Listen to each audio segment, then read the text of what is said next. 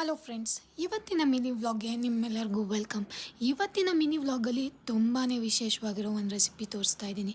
ಮೊನ್ನೆ ನಾನು ವಿಡಿಯೋದಲ್ಲಿ ಒಂದು ರೆಸಿಪಿನ ಅಪ್ಲೋಡ್ ಮಾಡಿದ್ದೆ. ಅದೇನಂತ ಕೇಳ್ತೀರಾ, ನಾಟಿ ಸ್ಟೈಲ್ ಮಶ್ರೂಮ್ ಸಾಂಬಾರು ಯಾವ ಥರ ಮಾಡೋದು ಅಂತ ಹೇಳಿ. ಯಾರಿಗೆಲ್ಲ ಅಣಬೆ ಅಂದರೆ ತುಂಬ ಇಷ್ಟ ಇದೆ ಅವ್ರಿಗಂತೂ ಇದಂತೂ ಹಬ್ಬದ ಊಟ. ಈ ಸಾಂಬಾರು ಅಂತೂ ಯಾವುದೇ ಚಿಕನ್ ಮತ್ತು ಮಟನ್ ಸಾಂಬಾರ್ಗಿಂತ ಏನು ಟೇಸ್ಟಲ್ಲಿ ಕಮ್ಮಿ ಇರಲ್ಲ.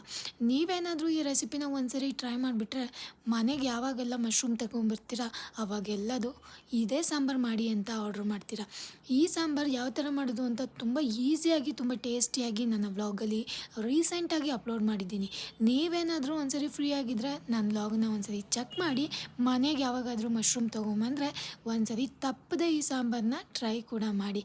ಮತ್ತೆ ಮುಂದಿನ ವ್ಲಾಗಲ್ಲಿ ಸಿಗೋಣ. ಅಲ್ಲಿವರೆಗೂ take care. Thank you for watching.